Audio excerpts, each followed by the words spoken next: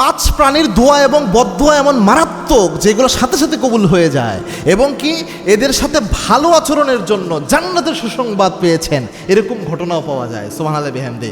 সুলাইমান আলাইহিস সালামের সময় একবার একজন ব্যক্তি অন্যায়ভাবে একটা কুকুরকে হত্যা করে ফেলে।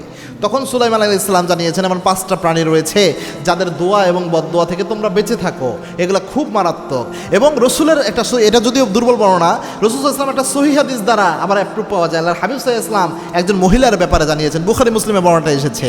একবার এক মহিলা, একটা পিপাসার্ত কুকুর ছিল, পিপাসার্ত কুকুরকে দেখে ওই মহিলা তাকে পানি পান করিয়েছিলেন, কিন্তু ওই মহিলাটা ছিল একজন চরিত্রহীনা নারী।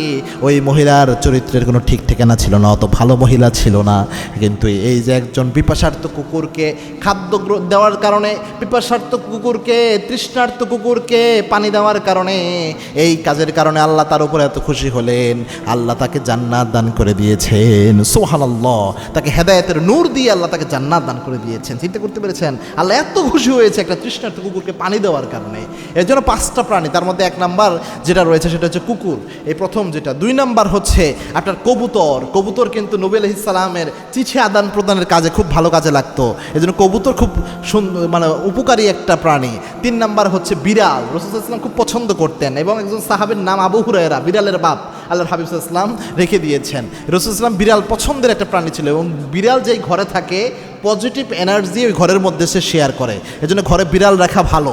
চার নাম্বার হচ্ছে চড়ুই পাখি, এটা উপকারী প্রাণী। পাঁচ নাম্বার হচ্ছে পিঁপড়া। এই জিনিসগুলো সরাসরি কোনো কারণ ছাড়া আন্দাজে মেরে ফেলা কোনোভাবেই উচিত না।